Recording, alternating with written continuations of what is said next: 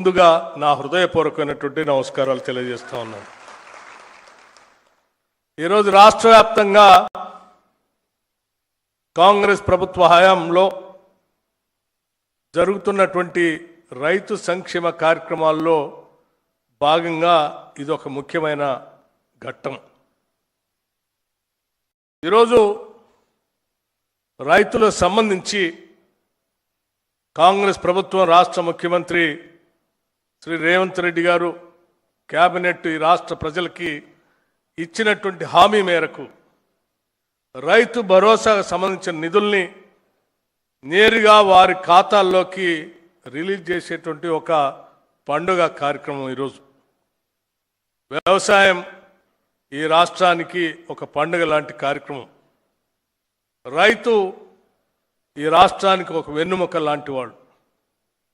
మేమందరం గ్రామీణ ప్రాంతాల నుంచి వ్యవసాయ కుటుంబాల నుంచి వచ్చినటువంటి వ్యక్తులుగా అటు ముఖ్యమంత్రి శ్రీ రేవంత్ రెడ్డి గారు కానీ, తుమ్మల నాగేశ్వరరావు గారు కానీ, లేకపోతే ఇతర మంత్రివర్గ సహచర సభ్యులు కానీ, మేమందరం గ్రామీణ ప్రాంతాల నుంచి వచ్చినటువంటి వ్యక్తులమే.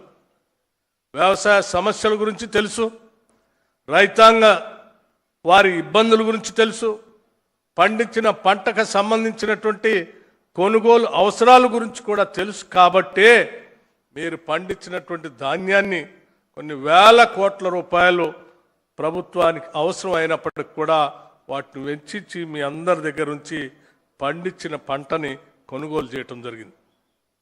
అలాగే ఈరోజు మీరు పంట పండించడానికి ఒక భరోసా కల్పించడానికి ఈరోజు నిధులు రిలీజ్ చేసేటువంటి కార్యక్రమాన్ని కూడా పెద్ద ఎత్తున చేస్తూ ఉన్నాం.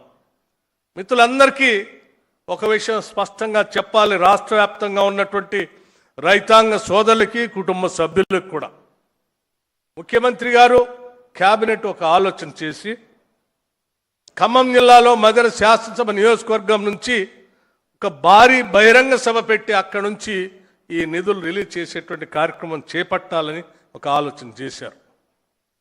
ఆలోచన చేసినప్పుడు రాష్ట్ర వ్యాప్తంగా ఉన్నటువంటి రైతాంగ సోదరులు ఆశీర్వదించడానికి, ఆహ్వానించడానికి సిద్ధంగా ఉన్నారు. కానీ దురదృష్టవశాత్తు గత 10 సంవత్సరాలు పరిపాలన చేసినటువంటి ఆనాటి పాలకులకు సంబంధించినటువంటి కొద్దిమంది వ్యక్తులు రాష్ట్రంలో ఒక దరి నుంచి ఒక ఆయన, ఇంకో దరి నుంచి ఇంకొక ఆయన, ఇద్దరు బయలుదేరి ఈరోజు రాష్ట్రం మీద పడి లేని అబద్ధాలన్నీ పోగేసుకుని అడ్డగోలుగా రాష్ట్ర ప్రభుత్వం పైన కట్టుకథలు అల్లించి ఒక తప్పుడు ప్రచారానికి నాంది పలుకుతూ తిరుగుతూ ఉంటే నిజంగా బాధ అనిపించింది. ఇంకొక ఆయన ఎందుకు పేరే చెప్తున్నాను నేను.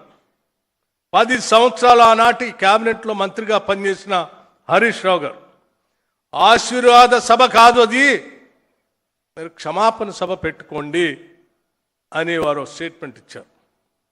నిజంగా ఈ పెద్ద మనిషి 10 సంవత్సరాలు ఏ రకంగా అసలు మంత్రిగా పనిచేశాడనేటువంటి ఆలోచన నాకు కలిగింది ఆయన స్టేట్మెంట్ చూసిన తర్వాత.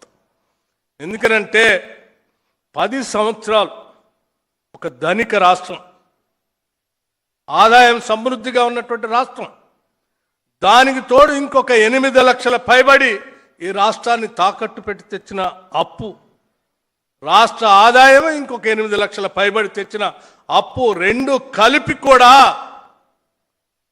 రైతుల కోసం వాళ్ళు చేసింది ఏందయ్యా అని లెక్క తీశాం. 10 సంవత్సరాల్లో వాళ్ళు రైతుల కోసం ఖర్చు పెట్టింది కేవలం 2,88,670 కోట్లు మాత్రమే. అంటే నెలకి 2,532 కోట్లు, సంవత్సరానికి 30,384 కోట్లు మాత్రమే ఖర్చు పెట్టారు. దానికే ఏదో గొప్పలు మేము రైతుల కోసం చేసినట్టుగా మాట్లాడుతూ మమ్మల్ని నిందిస్తూ ఉంటే చేసినటువంటి పనులు కూడా మనం స్పష్టంగా చెప్పలేకపోతున్నాం అనేటువంటి ఆలోచన కలిగి తప్పనిసరిగా రైతులందరికీ ఈ విషయాలు తెలియాలనేటువంటి ఆలోచనతోనే నేను లెక్కలు చెప్తా ఉన్నాను. కేవలం 2.5 సంవత్సరాల్లో మేము 1,56,496 కోట్ల రూపాయలని రైతుల కోసం ఖర్చు పెట్టాము. నెలకి వాళ్ళు 2,532 కోట్లు ఖర్చు పెడితే 5,217 కోట్ల రూపాయలని ప్రతి నెల రైతుల కోసం మేము ఖర్చు పెట్టాం. సంవత్సరానికి వాళ్ళు 30,000 కోట్లు ఖర్చు పెడితే మేము 62,604 కోట్ల రూపాయలు, అంటే వాళ్ళు ఖర్చు పెట్టిన దానికి డబల్, రెండింతలు మేము ఖర్చు పెట్టి రైతులకు వేస్తూ వచ్చాం. ఇది కేవలం మా దగ్గర ధనిక రాష్ట్రంగా మీరు మాకు అప్పచెప్పుకోలే, లేకపోతే మీలాగా మేము 8 లక్షల కోట్లు అప్పు తెచ్చుకొని ఖర్చు పెట్టే పరిస్థితి కూడా లేదు. మీరు చేసినటువంటి అప్పులకు సంబంధించి 8 లక్షల పైబడినటువంటి ఆ అప్పులు కడుతూనే కేసీఆర్ చేసిన 8 లక్షల కోట్ల అప్పుకు సంబంధించి మేము కేవలం ఈ 2.5 సంవత్సరాల్లో 2,08,557 కోట్ల రూపాయలని అసలు అప్పు బ్యాంకులు కడుతూనే ఈ 1,56,496 కోట్లు రైతుల అకౌంట్లో వేసాం. ఒకవేళ ఈ కేసీఆర్ 8 లక్షల కోట్ల రూపాయల అప్పు చేసి ఉండకపోతే, మమ్మల్ని తాకట్టు పెట్టి ఉండకపోతే, ఈ 2.5 సంవత్సరాల్లో మేము బ్యాంకులు కట్టినటువంటి అప్పు అసలు 2,08,557 కోట్ల రూపాయల్ని ఈ రైతుల కోసం, ఈ రాష్ట్రం కోసమే ఖర్చు పెట్టేవాళ్ళం కదా. ఈ రాష్ట్రానికి ఖర్చు పెట్టాల్సినటువంటి 2,08,557 కోట్లు కేసీఆర్ తెచ్చిన అప్పులు కట్టడానికే అయిపోయినాయి కదా. అవి కడుతూ కూడా మీకంటే డబలు రైతుల కోసం మేము ఖర్చు పెట్టాం కదా. ఖర్చు పెట్టడమే కాదు, మీరు ఎన్ని అవహేళనలు, అబద్ధాలు పోగేసి రాష్ట్ర ప్రభుత్వం మీద నోటికొచ్చినట్టు మాట్లాడుతూ ఉంటే కూడా వాటిని భరిస్తూ పాలన సాగిస్తూ, మా బాధ్యత ఈ రాష్ట్ర పాలన సాగించడం, ప్రజల సంక్షేమం చూడటం తప్ప వీళ్ళు మాట్లాడేటువంటి స్థాయికి దిగజారిపోయి మేము మాట్లాడాలి ఆలోచన చేయకూడదని మేము చాలా గౌరవంగా ఈరోజు పాలన సాగిస్తూ ముందుకు పోతా ఉన్నాం.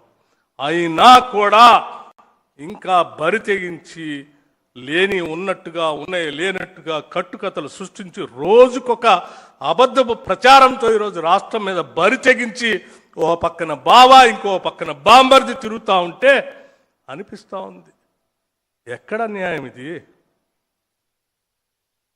ఎక్కడ న్యాయం ఇది? 10 సంవత్సరాలు లూటీ చేసి దోపిడీ చేసి పోయింది కాక ఇంకా తగుదనమ్మా బయటకు వచ్చి మాట్లాడుతూ ఉంటే తప్పదేగా వాస్తవాలు రాష్ట్ర ప్రజలకు చెప్పకుండా ఉండలేమనేటువంటి ఆలోచనతో ఈరోజు లెక్కలతో సహా మీ అందరికీ చెప్తూ, మాకు ఎన్ని కష్టాలు వచ్చినా, ఎన్ని ఆర్థిక పరమైన ఇబ్బందులు ఉన్నా ముఖ్యమంత్రి గారు కేబినెట్ ఒకటే మాట చెప్తా ఉన్నారు, మనం ఈ రాష్ట్రంలో ఉన్న రైతాంగ సోదరులకి మాటిచ్చాం, రైతు భరోసా చేస్తామని చెప్పాం. 600 అయినా 106 అయినా తప్పనిసరిగా రైతు భరోసా చేసి తీరాల్సిందే, చేస్తామని చెప్పి ఈరోజు ఆలోచన చేసి మీ ముందుకు చేస్తా ఉన్నాం.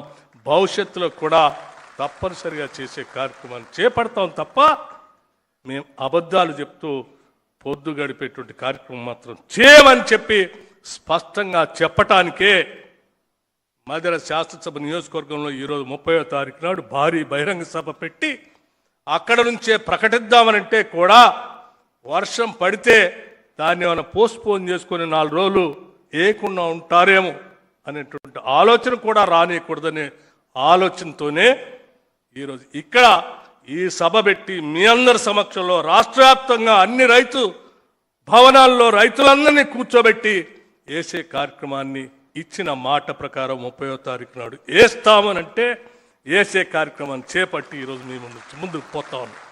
ఇది రాష్ట్ర ప్రభుత్వానికి, ఇందిరమ్మ ప్రభుత్వానికి రైతుల పట్ల ఉన్న నిబద్ధత, మా లక్ష్యం కూడా.